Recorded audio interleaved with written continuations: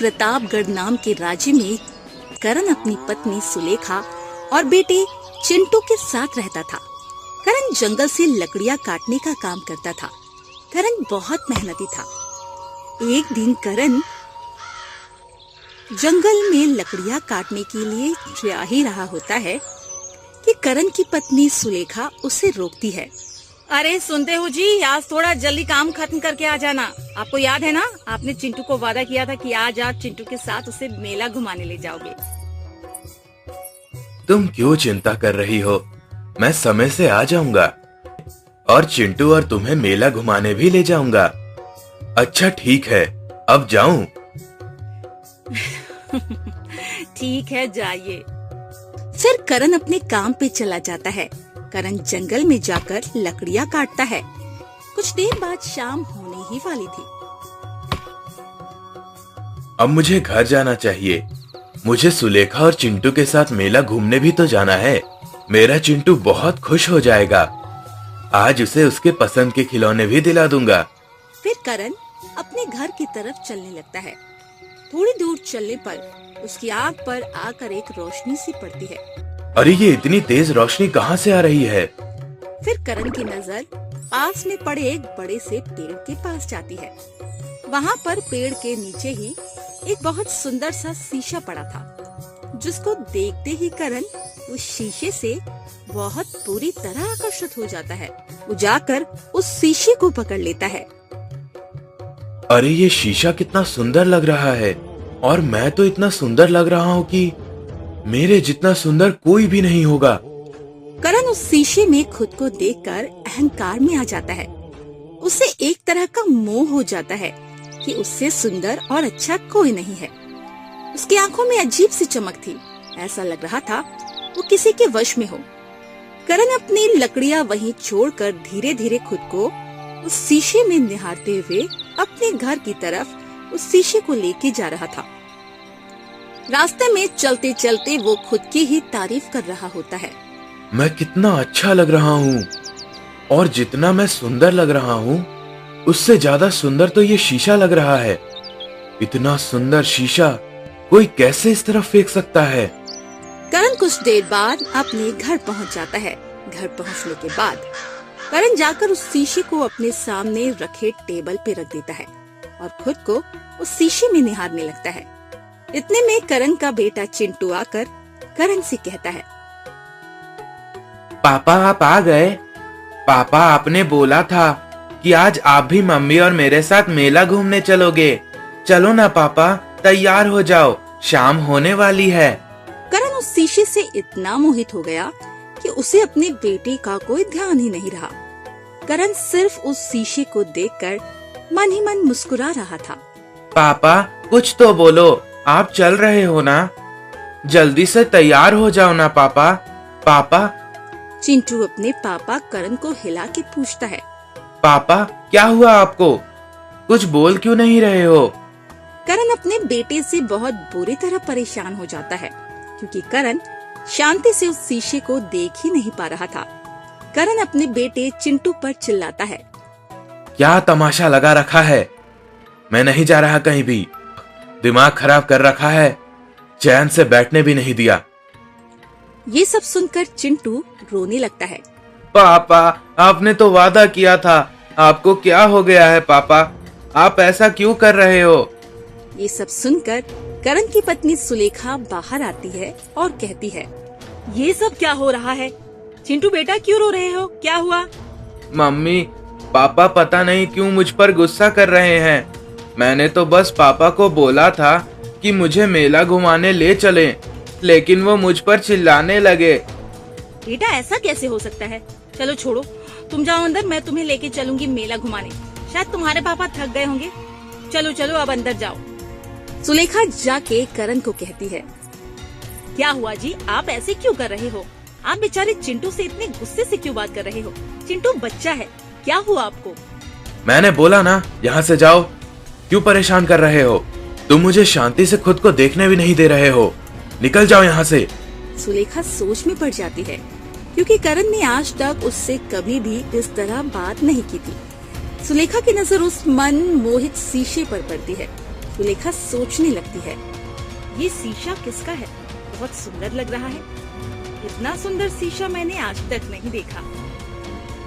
सुलेखा उस शीशे के मोह में फंसे इससे पहले सुलेखा का बेटा चिंटू उसके पास आके उसे बोलता है, मम्मी चलो जल्दी, समय हो गया है।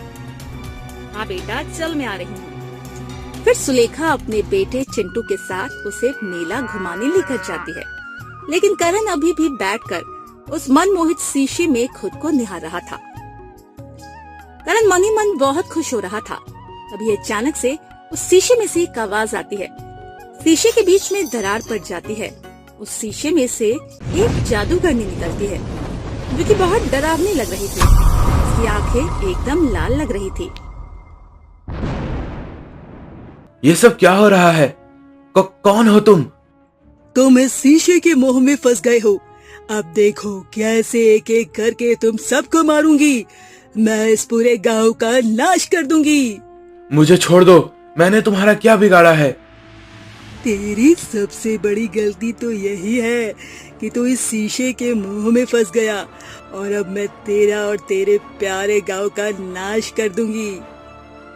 तुम चाहती क्या हो? तुम मुझे भले ही मार दो, लेकिन इन गांव वालों को कुछ मत करना।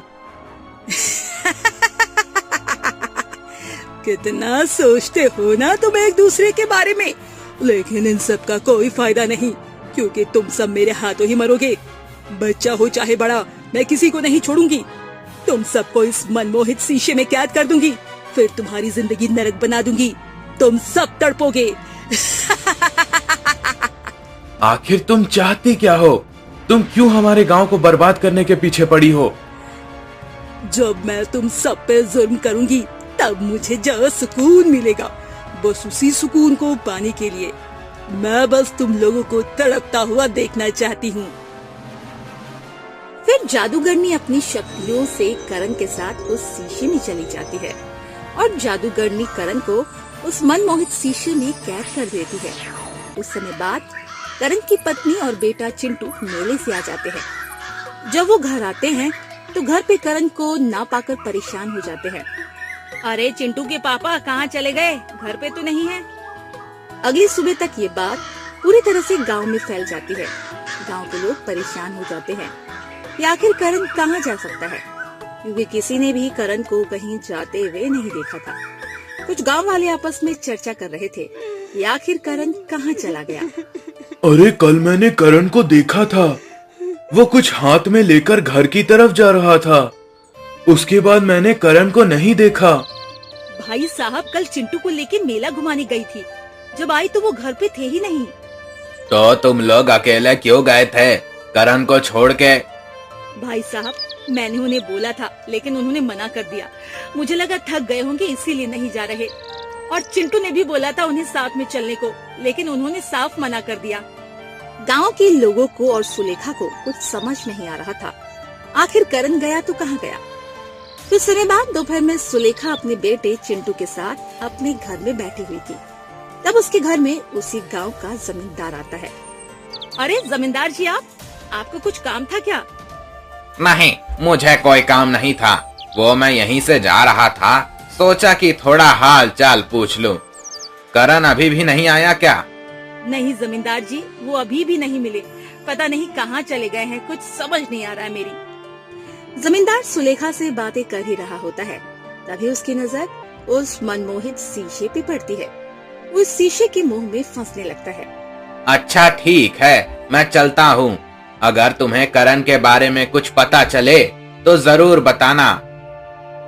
जी जमींदार जी, मैं आपको जरूर बताऊंगी। कुछ देर बाद जमींदार अपने घर पे बैठ के उस मनमोहित शीशे के बारे में सोच रहा होता है। अरे करण के घर में जो शीशा था, कितना सुंदर लग रहा था। शीशे तो मैंने बहुत देखे हैं, लेकिन उस शीशे को देख के मुझे अलग सा ही एहसास हुआ। जी तो कर रहा है कि उस शीशे को कैसे भी करके अपने पास ले आऊं।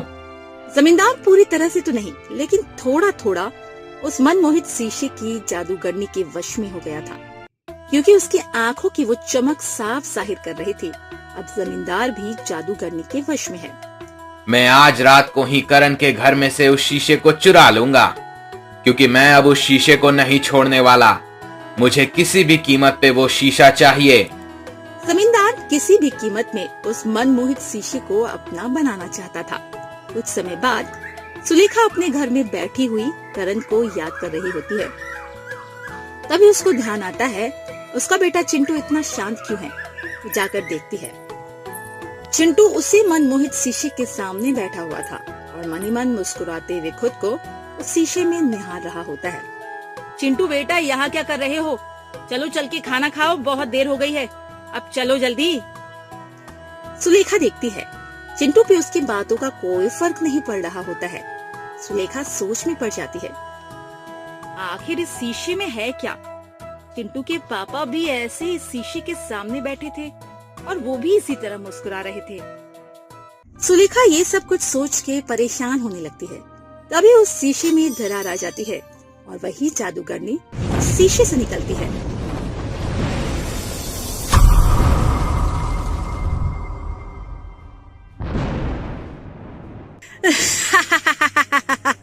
अरे वाह, एक साथ दो शिकार। अब तुम दोनों को एक साथ लेके जाऊंगी। तुम्हें नर्क के दर्शन करवाऊंगी, तुम भी तड़पोगे।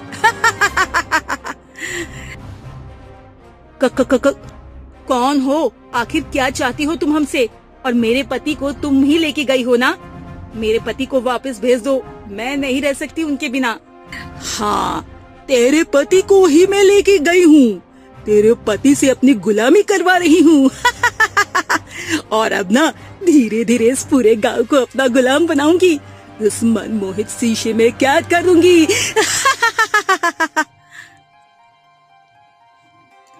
फिर जादूगरनी चिंटू और सुलेखा के साथ उस मनमोहित शीशे में चली जाती है और सुलेखा और चिंटू को उस शीशे में कैद कर देती है। कुछ देर बाद गांव का जमींदार उस शीशे को चुराने के लिए आ जाता है। वो घर की खिड़की के पास से छुप के देख रहा होता है कि वहाँ पर आसपास कोई है तो नहीं। यहाँ तो कोई है ही नहीं। सही मौका है, जल्दी से इस शीशे को ले जाता हूँ। जमींदार उस शीशे को मौका मिलते ही अपने घर ले आता है। जमींदार अपने कमरे में बैठकर खुद को उस मनमोहित शीशे में देख रहा होता है और मन ही मन मुस्कुरा रहा होता है। अरे वाह, ये शीशा कितना सुंदर है। ये शीशा कितना अच्छा लग रहा है ना। सच में इतना सुंदर शीशा मैंने आज तक नहीं देखा। फिर वही खेल होता है। शीशे में दरार आती है और जादूगरनी शीशे से निकलती है।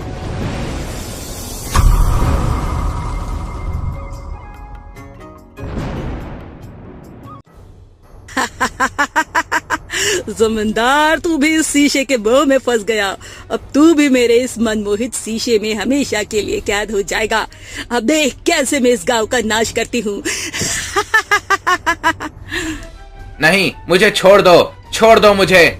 गलती हो गई मुझसे। अब तू भी फंस गया। तेरा अच्छा समय चला गया। अब तू मेरे जाल में फंस गया है। फिर जादूगरनी जमींदार को भी उस मनमोहित शीशे में कैद कर देती है।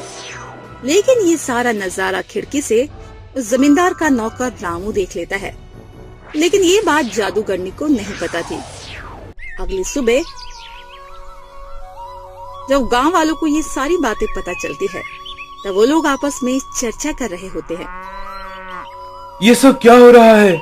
आखिर गांव के लोग कहाँ गायब हो रहे हैं?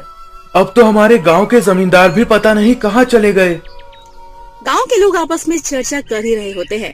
तभी उनकी तरफ भागते हुए जमींदार का नौकर राजू आता है और बोलता है, गांव वालों, ये सब उस शीशे की वजह से हो रहा है। आप लोगों ने ध्यान तो दिया ही होगा कि जहाँ से लोग गायब होते हैं वहाँ पर वो शीशा तो होता ही है। तुम इतने यकीन के साथ कैसे कह सकते हो कि ये सब कुछ उस शीशे की वजह से हो रहा है? और आखिर किसी शीशे से भला ये सब कुछ कैसे ही संभव है? भाई, मैंने खुद अपनी आंखों से देखा है ये सब कुछ। मैं जमींदार जी के घर की खिड़की से सब कुछ देख रहा था। राजू सभी गांव वालों को सारी बातें बताता है। राजू सबको उस जादूगरनी के बारे में भी बताता है। तुमने ये सब कुछ कब देखा था? भाई, मैंने ये सब कुछ रात के समय देखा था, जमींदार जी के घर में से। भाई, तुम्हें तो शाम के 7 बजे के बाद दिखाई नहीं देता ना? हाँ भाई, लेकिन मैंने सच में ये सब कुछ देखा था। मुझे थोड़ा धुंधला सा तो दिख रहा था, लेकिन मुझे पूरा विश्वास है मैंने ये सब कुछ सच में देखा था। भाई ये सब कुछ तुम्हारे आंखों का धोखा है, बस ऐसा कुछ नहीं है। राजू गांव वालों को समझाने की बहुत कोशिश करता है, लेकिन किसी को उस पर विश्वास नहीं होता। धीरे धीरे ऐसे ही बहुत सारे लोग गांव से गायब होने लगे। अब गांव वाले राजू की बात को धीरे धीरे सच मानने लगे। गांव के लोग आपस में चर्चा करते हुए, अब मुझे भी लगने लगा है कि राजू सच बोल रहा है, क्योंकि मैंने ध्यान दिया कि जहाँ पे भी ऐसी कोई घटना होती है वहाँ हर जगह ये शीशा होता ही है। हाँ भाई, मुझे भी कुछ ऐसा ही लगता है। मैंने हर बार ध्यान दिया है इस बात पे कि हर बार ये शीशा तो होता ही है। हाँ भाई साहब, मुझे भी ऐसा ही लगता है। जरूर इस शीशे में ही कुछ खोट है। भाई, मैंने तो आप लोगों को बोला ही था, लेकिन आप लोगों ने ही मुझ पर विश्वास नहीं किया। भाई, हम लोगों से गलती हो गई है जो हमने तुम पे विश्वास नहीं किया। लेकिन अब आप लोग ये सोचो कि कैसे इस समस्या का समाधान होगा। बगल में वही मनमोहित शीशा रखा होता है और ये सारी बातें शीशे में से जादूगरनी सुन लेती है। फिर शीशे में एक दरार आती है और उसमें से वही दुष्ट जादूगरनी निकलती है।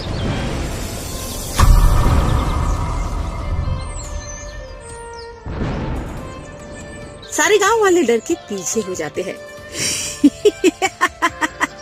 अगर तुम सबको पता चल गया हो तो लो, मैं आ गई तुम सबको इस मनमोहित शीशे में कैद करने। तुम सबसे अपनी गुलामी करवाऊंगी और जब तुम सब तड़पोगे तब मुझे जो सुकून मिलेगा। जादूगरनी गांव वालों को अपने उस मनमोहित शीशे में लेकर जाती है और उन्हें उस शीशे में कैद कर देती है। लेकिन ये सब कुछ वहीं पर एक पेड़ के पीछे से एक सैनिक देख रहा होता है। सैनिक ने सब कुछ देख लिया होता है। सैनिक जल्दी से जाकर ये सारी बातें राजा को बताता है। ये सब क्या हो रहा है? हम लोगों को कैसे भी करके जल्दी से उस शीशे और उस दुष्ट जादूगरनी का अंत करना होगा, नहीं तो वो दुष्ट जादूगरनी हमारे गांव वालों का नाश कर देगी। मंत्री जी, आप जल्दी जाइए और राजगुरु जी को बुलाइए। जी महाराज, मैं अभी जाता हूँ। मंत्री राजगुरु को जल्दी से बुला कर लाते हैं। महाराज राजगुरु को सब कुछ अच्छे से समझाते हैं। राजगुरु जी, उस शीशे और जादूगरनी का अंत कैसे होगा? अगर हमने जल्दी कुछ नहीं किया तो वो दुष्ट जादूगरनी हमारे पूरे गांव का नाश कर देगी। वो धीरे धीरे गांव के सारे लोगों को उस शीशे में कैद कर रही है। राजगुरु अपनी दिव्य शक्तियों से उस शीशे के पीछे छुपी सच्चाई को जानने की कोशिश करते हैं। नहीं, यह ऐसा नहीं हो सकता है। राजगुरु जी अपनी आंखें खोलते हैं। क्या हुआ राजगुरु जी? आप इतना परेशान क्यों हो गए? महाराज, ये शीशा एक अदृश्य ग्रह से होते हुए यहाँ आया है और वो जादूगरनी कोई मामूली नहीं है। उसे काबू में लाना थोड़ा मुश्किल है, लेकिन मैं अपनी तरफ से पूरी कोशिश करूंगा। अब जो करना है मुझे करना है। राजगुरु हवन की तैयारी करने लगता है। कुछ देर बाद राजगुरु हवन शुरू कर देते हैं। राजगुरु आंखें बंद करके मन में कुछ मंत्र गुनगुनाने लगते हैं। आ जाओ जादूगरनी, अब तेरा समय खत्म हो गया। बहुत नाश कर लिया तूने सबका। राजगुरु कुछ मंत्र फूंकते हैं और उनके सामने वो मनमोहित शीशा प्रकट हो जाता है। अब मैं तेरा नाश करूंगा। बस अब तेरा खेल खत्म। अब तू खुद इस शीशे से बाहर निकलेगी कि मैं निकालूं तुझे। जल्दी निकल। जादूगरनी उस शीशे से नहीं निकलती तो राजगुरु अपनी कलश से जल निकालते हैं और उस मनमोहित शीशे पे फेंक देते हैं। तब जादूगरनी उस शीशे से निकलती है।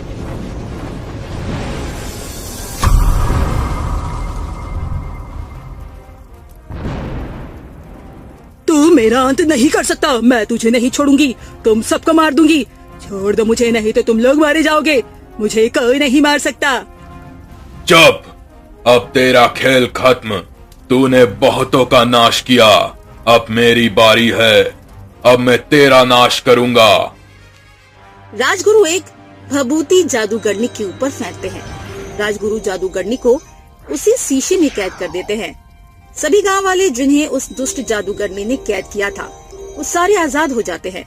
राजगुरु अपनी शक्तियों से उस शीशे को अंतरिक्ष की तरफ भेज देते हैं, लेकिन वो शीशा एक नारियल के पेड़ में जाके अटक जाता है। अगर आप सबको ये कहानी पसंद आती है तो हम इसका नेक्स्ट पार्ट भी बनाएंगे और हमें कमेंट में बताएं आपको ये कहानी कैसी लगी और इसका नेक्स्ट पार्ट भी लाएंगे। धन्यवाद।